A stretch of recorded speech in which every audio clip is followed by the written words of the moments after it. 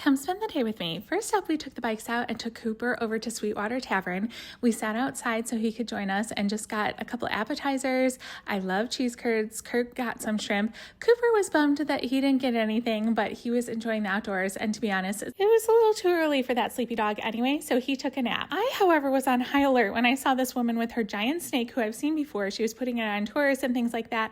Yeah, this was like 15 feet away from our food. Too close. We went over to the Formula One racing Lego exhibit. I knew Curt would love this. It's here for a couple days. They had a literal race car made out of Legos. Curt was freaking out. He thought this was the coolest thing. He was so excited. We had to put ourselves in a virtual line. It did take quite a while, so if you're interested in going, go early. Curt was so excited. There's quite a few things to do. First up, you make these little mini F1 racing cars.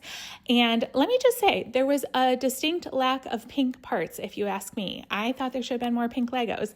But then you can do different things, like put it in this little wind tunnel to test the aerodynamics. And Curt was geeking out about this. He's like a science nerd. Then they had all these different F1 Lego things that you can buy, not there, but just on display. And Curt was drooling over these. He loves this kind of thing. They also had tons of Legos you could play with. You could make a driver's license, but this was the main thing he really wanted to do. They had this racetrack set up for the little mini race cars you made, and he really wanted to beat me. And unfortunately, he did. Cooper also was really enthralled with this, surprisingly. So he watched the whole time, and we did race a second time as well.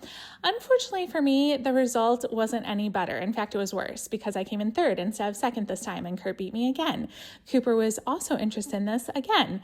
After that, we actually biked over to Water Tower Place to the big Lego store. Curt wanted to look at the F1 racing stuff. I stopped to look at the Chicago landscape made out of Legos. I've seen this 1,000 times, but it never ceases to amaze me. It is pretty cool, I have to say.